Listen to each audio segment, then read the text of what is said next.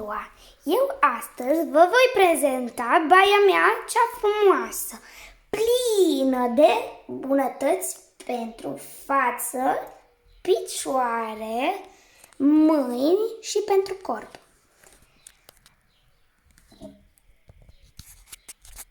Acesta este parfumul Frozen 2 și mi-l place foarte mult.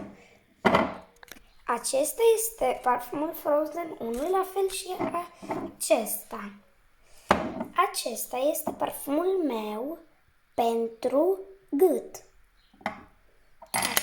Acesta este tot parfumul meu pentru gât.